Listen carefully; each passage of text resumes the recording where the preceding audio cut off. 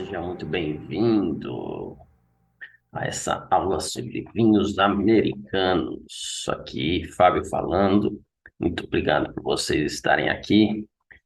E eu gostaria de começar falando é, que isso aqui vai ser um tema recorrente de conteúdo aqui na Divinoteca.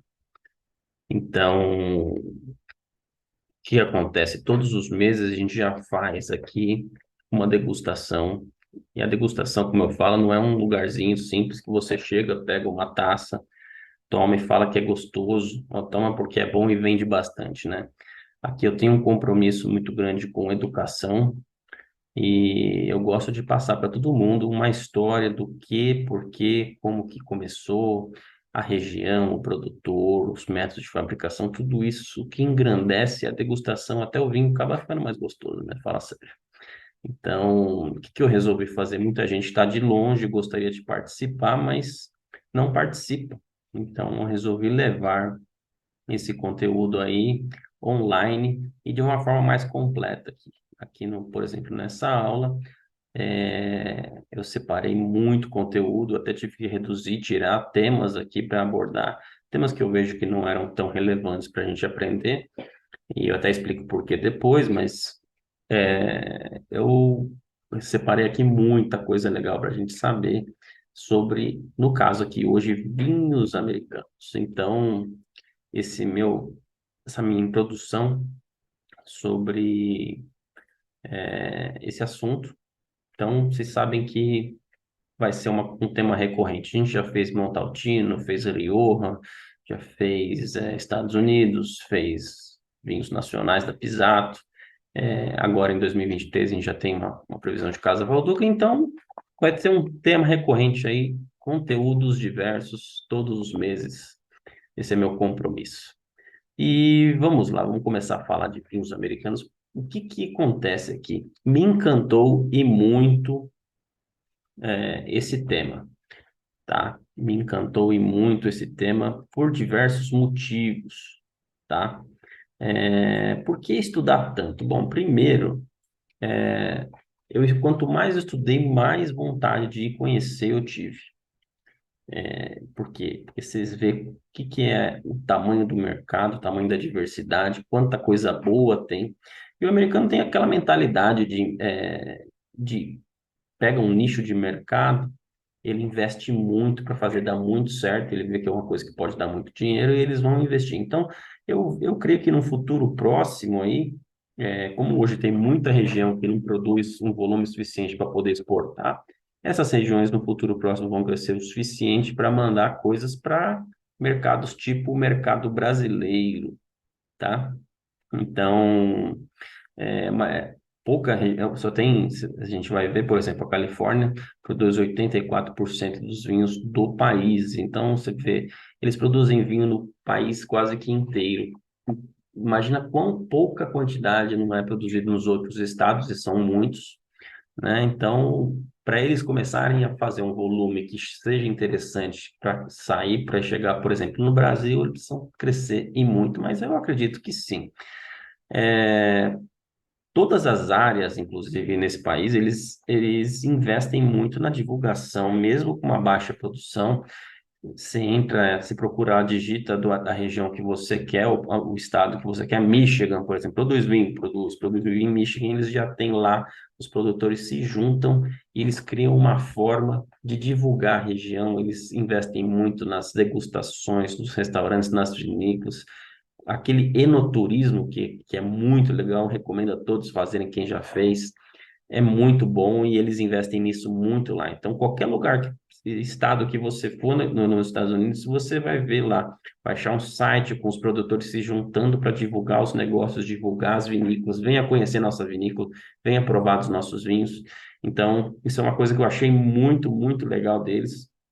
E por menor que fosse o estado, eu achava isso, eu achava fotos lindas das vinícolas, tudo isso para fazer um incentivo ao enoturismo que também ajuda e muito a crescer é, esse tipo de business, né, esse negócio, né? Eles investem bastante nisso.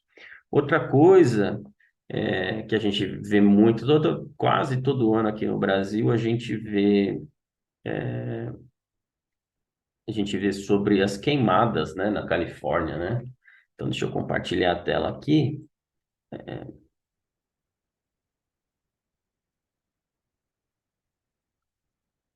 Então, quase todo ano a gente vê aí sobre as queimadas, né, na Califórnia. E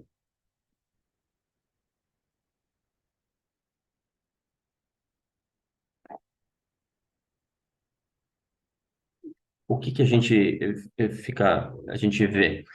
Que eles sofrem muito, perdem muito, tem perdas bilionárias, né? Eles, fizeram uma estimativa de que nos últimos 3 anos eles perderam aí quase 4 bilhões de dólares pelas perdas por causa das queimadas na Califórnia, né? Uma coisa incrível. Teve no primeiro ano da Divinotec, no segundo ano, teve uma queimada muito forte e a gente falou com um fornecedor nosso.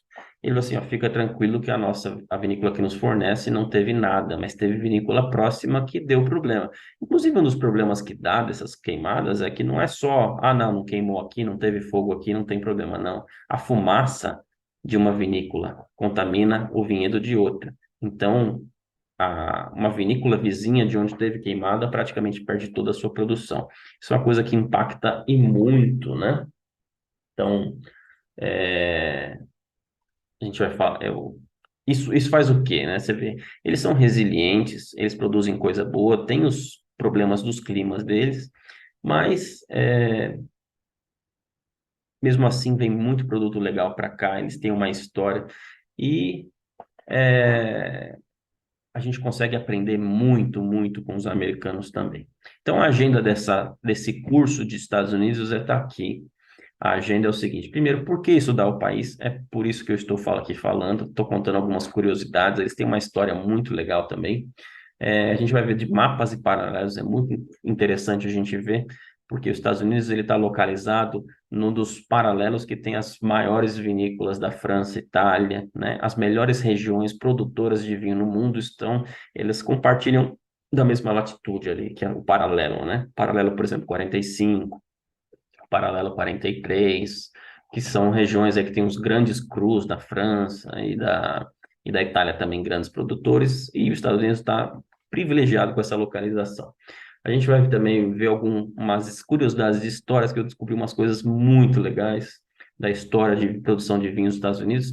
Você vê que eles são um novo mundo também, e, né, a maior parte dos vinhos é de 50, 60 anos para cá, das vinícolas, e eles tiveram aí problema como, por exemplo, a lei seca. O primeiro grande conhecedor de vinhos das Américas foi lá o Thomas Jefferson, tanto é que tem essa fotinha aí, é uma alusão a ele. Eu vou falar também das regiões produtoras e influências climáticas. Eu vou falar de uma forma bem superficial, que para mim, eu até explico, o mais importante não é você decorar a principal uva de uma região, né? E até uma crítica que eu faço a muitas pessoas que vão ensinar sobre vinhos e falar, a principal uva de tal lugar é essa, né? Mas é principal em volume, né? E a principal às vezes até em conhecimento. Mas isso não quer dizer que você deve deixar de provar outras uvas dessa região. Inclusive, algumas regiões que a gente vai ver aqui, a uva que eles fazem com maior qualidade não é a mais plantada. Então, e ela nem estaria entre as três mais, né? O destaque da região é a uva que tem menor quantidade de produção. Então, é, eu vou falar muito disso da região produtora, influência climática, as uvas plantadas, óbvio, mas o que é destaque? E óbvio, né, gente? Vamos se aventurar nesse mundo do vinho, vamos conhecer a uva diferente que é plantada em tal lugar. Não quer dizer que vai ser ruim. Em alguns casos pode não ser do seu paladar, mas o produtor vai se esforçar muito para entregar uma coisa boa. Então, isso não é um limitador para você fechar o olho e falar assim, não, se a uva mais plantada daquela região é essa, então só vou tomar essa. Não, não vamos pensar. Isso é pensar pequeno demais. Depois eu falar das regulações, né?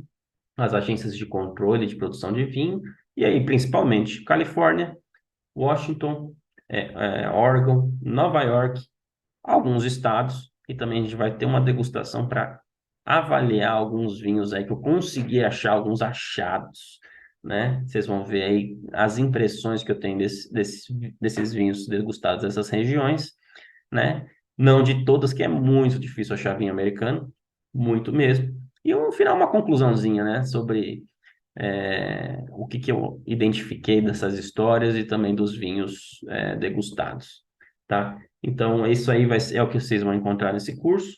E que nem eu falei, o porquê estudar os vinhos americanos, eles têm aí, além dessas histórias, tem uma diversidade de climas enorme. Tem um lugar frio, olha, tem um lugar com muita neve, tem lugar com, olha só, essas imagens aí com as videiras todas cheias de neve. Então, isso vai dar vinhos totalmente diferentes dependendo do estado que você for. Até se você olhar a Califórnia mesmo, tem regiões, uma grudada na outra, que dá uma característica totalmente diferente, tem um clima diferente, mesmo na Califórnia, uma região do lado da outra. É até por isso que tem esses controles de denominação lá, né? Esse controle de denominação, eu estou até dando spoiler, eles levam muito isso em consideração, que é o contato o tipo do clima, o tipo do clima, o tipo do solo, né? Isso também faz, olha aqui, ó. Aqui é uma imagem que eles fizeram de uma brincadeira do Thomas Jefferson pensando em vinho, né? E ali em cima a gente viu na passagem anterior lugares com neve, lugares muito quentes. Aqui tem lugar com neblina, lugar com elevação maior ou menor, lugares muito bonitos. E também lá, que eu já falei, eles investem e muito no e no turismo. Então, todo lugar que você for, que tiver vinho, tiver vinícola, praticamente você vai achar todo lugar lá uma vinícola que vai fazer uma degustação ou até ter um restaurante dentro para você provar, tá? E também eu falei das queimadas, ó, essa aqui é a imagem de um castelo que tem da vinícola lá na Califórnia que chama Chateau Boswell, ou podemos chamar, e aqui é uma foto dela depois de uma queimada, né? Pegou fogo. É uma pena. Isso impacta aí muito. Inclusive, um dos vinhos que eu vou contar aqui mais para frente, que deu a virada de chave nos vinhos americanos, a vinícola também teve problema com queimadas, né? Que foi o Stag Leaps Cabernet Sauvignon 73.